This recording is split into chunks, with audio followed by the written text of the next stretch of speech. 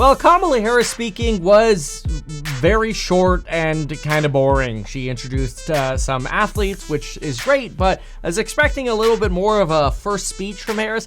I have to say, I can clearly understand what she's saying. She's not mumbling. She could read the teleprompter fine. She can engage with the audience. She can ad-lib. Like, she's a functional human, so for that, I am grateful.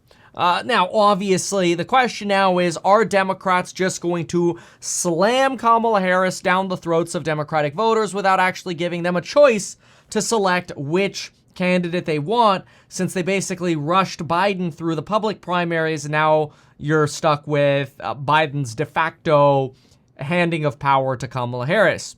And so to this I had said, no, Democrats will hold a blitz primary. In fact, Pelosi and Obama, who have still not yet endorsed Kamala Harris, Pelosi and Obama want a blitz primary because they believe not having a blitz primary is going to alienate Democratic voters into thinking this is rigged. There's no room for choice here. There's no room for debate. This is disgusting. I guess we have no say at all. Pelosi and Obama made it very clear that they think you need a blitz primary.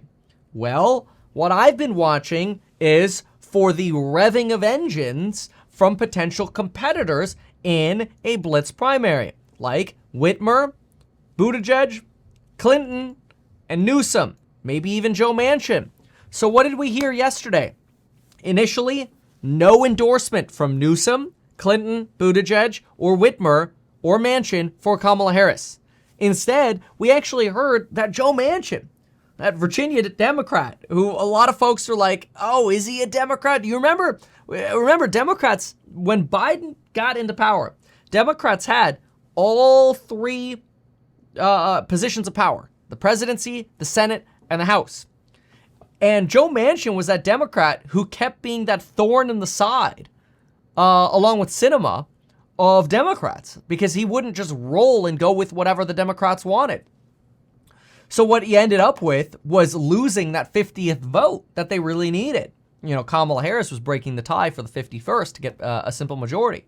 And so Joe Manchin was rumored to potentially run against Kamala Harris for the VP ticket. However, just this morning, he comes out and says, just kidding, I'm actually retired. I'm not running for president. JK. What he probably did was sort of feel out to see if he can get any fundraising, and probably didn't get any fundraising. Apparently, since the Kamala Harris announcement, Kamala's gotten somewhere around $27 million in funding, at least via reporting of Act Blue. And mind you, most of the money the Biden camp raised in July was blown. Like, they were turning negative on fundraising. And initially, Biden actually hesitated on Harris's odds of winning. He didn't think Kamala Harris could win. But then polling started rolling over on Biden. And that's what started convincing him that, okay, well, maybe she doesn't have the best chance, but it's better than the chance that I got. So that's partially what led to, a flip-flop there from Biden. Now, something to consider, what else happened? After Manchin dropped, Newsom ended up endorsing Kamala Harris. Now, I have to say something about this, okay? This pissed me off. Look, I don't like Gavin Newsom at all. I think he's done horrible things for California, but I think he's better than Kamala Harris. That's my take, okay? My take was that Newsom would have been better than Harris. And then yesterday, out of nowhere, Newsom tweets, tough, fearless, tenacious. With our democracy at stake and future on the line, no one is better to prosecute the case against Donald Trump's dark vision and guide our country in a healthier direction than America's Vice President Kamala Harris. So in other words, he just endorsed Kamala Harris, to which, of course, I said, you're an effing idiot, and quote tweeted him. I'm going to like my own tweet because I think that's a pretty good one. Follow me on Twitter @RealMeKevin. By the way, I'm going to try to start posting stories more on Instagram. So if you want to follow me on Instagram as well, I'll try to have some more baby pictures. I know a lot of people have been asking me for more like clips from the babies and stuff. Follow me on Instagram @MeetKevin. That's an easy way to share stories. I'll right after this live stream, I'll find a child. I don't know if they're awake, but soon. Anyway, So Newsom basically drops out. Then what happens? Whitmer endorses Kamala Harris. Buttigieg endorses Kamala Harris. The Clintons endorse Kamala Harris. The only people who haven't endorsed Kamala Harris yet are Pelosi, Obama, and, some donors in the Democratic Party. Now, Pelosi and Obama, they're the ones who want a blitz primary. But that might not happen if we don't end up actually getting some form of competition, which it doesn't seem like we're getting right now. Maybe they'll put on like a fake show blitz primary and Kamala just destroys it. Michael Bloomberg had an interesting argument. He argues that Democrats now have 4 weeks to evaluate Kamala Harris and evaluate whether she's capable or not of actually being the presidential nominee. So we'll see. But, so far, you have the removal of the age argument, the, Hunter Biden nonsense. And I'm not trying to suggest that, what Hunter did is or isn't right or whatever. That's not what I'm saying. I'm just saying, like, all of that doesn't matter anymore right now, right? Like, all of that's gone. The Hunter stuff is gone. The Biden, crime family arguments are gone. The Biden legacy stuff is gone. The Biden age stuff is gone. Now you actually have somebody who could speak. So I do think that's a good thing. I don't think it's the best choice for Democrats. I think Democrats should have had the opportunity to actually have a choice here. But as is pretty typical in the Democratic Party, you're not allowed to have choice. The party will tell you what to think. So I do think that's quite frustrating. Remember also, a lot of folks inside the Democratic Party had no idea this resignation was happening yesterday. And they heard about it, frankly, moments before, if not even from X directly, that this flip was happening. So Democrats, from what I'm reading here from Punchbowl, you've got Chuck Schumer and Hakeem Jeffries asking Democrats to get on what's being called the Kamala train. FEC reports are already being filed so that she can collect donations as a presidential candidate. Harris obviously isn't a perfect candidate. Is she better than Biden? Duh. That's very, very obvious. Anything is better than Biden at this point. And that doesn't mean I like Kamala Harris. I'm just saying. Now it's just going to be a matter of how the next 4 weeks go. Frankly, they might be a little boring. What I am interested in seeing is, obviously, a blitz primary would have been great. I don't know that we're going to get it. But what I do want to see is the debate between Kamala and Trump. And I actually think it probably has a chance of actually being a debate. You don't really have much of a shot of having a debate when you're competing against somebody who can't remember anything. I almost felt like, I think a lot of people actually agree with this. I feel like it was obvious that Trump was holding back on that one. Anyway, what was interesting is a coalition of former Nikki Haley supporters and her PAC have supported Harris. That's an interesting flip, especially since Nikki Haley was at the RNC speaking. Then you've got Elizabeth Warren, AOC. Obviously, the further fringes of the Democratic Party are going to be very clear about supporting Kamala Harris. Whether all this support will actually make a difference, I have no idea. Tulsi, Gabbard's obviously, anti this. That's not a surprise. Along party lines here. I think what is interesting is looking at the betting odds. If you look at the betting odds, you do have a narrowing of Trump's lead. It has moved down from about 67. If we go out on the 30-day, I think you can see it a little more clearly here. You had a high of about 69 for Donald Trump.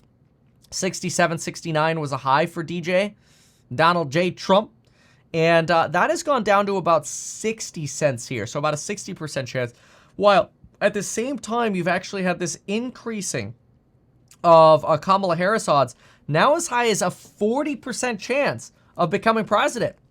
So as far as some policy, I know some folks have been asking about policy. Jeff Stein actually had a decent breakdown of some of her economic positions. So let's take a look at this. He argues way too early impressions on Harris economic policy.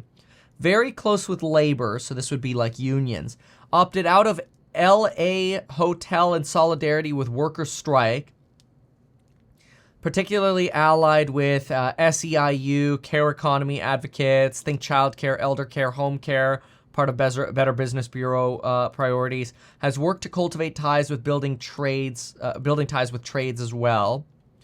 Widely seen as at the White House as strongly backing student debt cancellation and initiatives on medical debt. Wouldn't expect her to walk away from those commitments of Biden. In line with Biden on proposed safety net expansions. So presumably your, workers' compensation, obviously Medicaid, Medicare, or whatever. Medi-Cal is a big thing in California. It's California's versions of Medicaid. Poverty line supports, welfare supports, otherwise. On trade, criticized the Transatlantic Partnership, and NAFTA, was a rare member to vote against the Trump United States-Mexico-Canada alliance. Also said she's not a protectionist Democrat. Protectionist, by the way, would be to some extent what you're seeing with Trump, with a lot of talk about tariffs, largely in line with Biden and the median Democrat otherwise on taxing billionaire, housing supply expansions, blah, blah, blah, blah. It doesn't say what else. So, interesting. All right. So, yep, you're going to get this as well. There are a lot of folks who are like, hey, Kamala Harris is not a convicted felon or somebody who was found guilty of rape. These are things that are going to weigh on Trump. A lot of Trump supporters on this side say, look, I'm not voting on the character. I'm voting on what's best for the country. A lot of Democratic Kamala Harris supporters say, yes, that's what we're voting on. We're voting on what's best for the country, better character, presumably. Again, that's going to be something that people debate. But this is going to be, no doubt, this is going to be a closer race. It's clear that at least at the moment, Donald Trump is still well in the lead. But I think Trump has to be careful here not to let that lead narrow too much. And so finding out how to best strengthen his positions against Kamala Harris will be key. And then obviously Kamala Harris will have to figure out how to best strengthen her positions against Trump. But we're rapidly going to get to a narrowing here where you'll probably get to more of, I would guess going into the actual election, you'll probably be closer to a 54-46. And then it's going to come down to turnout in swing states. So the swing states are going to decide this election. If I go to the latest polling, take a look at this. Georgia, Trump leads by 5 points over Harris. In the general election, Trump leads by 3 points per a CBS poll. I'm just looking at really Trump-Harris here. Trump-Harris by Fox 13 Tampa. Trump leads by 10 points. Trump-Harris inside advantage in Arizona. Trump leads by 6 points. So he's got to make sure this lead doesn't get to his head. Nevada, Trump leads. I mean, this is all like a landslide for Trump over here. General election, Forbes, Harris. Oh, well, that was with Biden. It's a Harris poll. Anyway, so that's the latest on somebody here says Trump was not found guilty of rape. So what was the Jean Carroll then? So Jean Carroll, Trump, the defamation lawsuit, we know there was a guilty verdict here. We know that. Jury finds Trump liable for sexual abuse. Okay, I guess it's the lower standard, right? Because she claimed there was rape. Okay, but he was found responsible for the lesser degree of sexual abuse. There you go. Okay. All right, it's a fair clarification. Fair clarification. That's thank you for that. So very interesting. Anyway, so yeah, this will be really interesting. It's certainly a lot closer now. It's no longer a slam dunk. Steve here, Commodity Steve here says 54-46 and the polls underestimate Trump. That could be true too. It could be true. It'll be interesting to see how the polls actually shake out. Good day trading today, by the way. We made some profit shorting the Qs, but we also made some money on call options on Tesla and Nvidia today. We are 3 for 3.